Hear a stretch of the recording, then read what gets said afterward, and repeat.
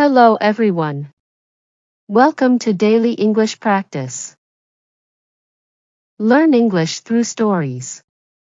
Once upon a time, there was a poor shoemaker who, through no fault of his own, had become so poor that he had nothing left but enough leather to make one last pair of shoes.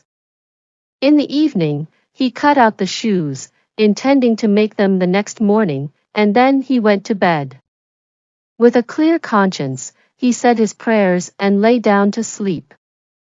In the morning, after he had said his prayers and was about to sit down to work, he found the pair of shoes standing finished on his workbench. He was amazed and did not know what to say. He took the shoes in his hand to examine them more closely and saw that they were so neatly sewn that not a single stitch was out of place, just as if they had been made by a master craftsman. Soon, a customer came into the shop and liked the shoes so much that he paid more than the usual price for them. With this money, the shoemaker was able to buy enough leather for 2 more pairs of shoes. That evening, he cut out the shoes again, intending to work on them the next morning, and then went to bed. But he did not need to worry because when he got up the next morning, the shoes were already finished. Again, customers came, paid him well for the shoes, and with the money, he was able to buy leather for 4 pairs of shoes. And so it went on. Whatever he cut out in the evening was finished by the morning. Soon, he was not poor anymore but had become a prosperous man.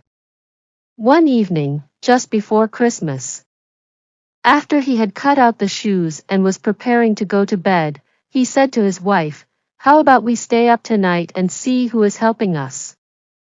His wife agreed, and they hid in a corner of the room behind some clothes that were hanging there. At midnight, they saw 2 little naked elves come into the room, sit down at the workbench, and take up the cut-out leather. They began to sew, stitch, and hammer so skillfully and quickly that the shoemaker could not take his eyes off them. They did not stop until the shoes were finished and stood complete on the workbench. Then they quickly ran away. The next morning, the wife said, "The little men have made us rich, and we must show our gratitude. They are running around with nothing on and must be freezing. I will make them little shirts, coats, trousers, and stockings, and for their tiny feet, I will make them each a pair of shoes."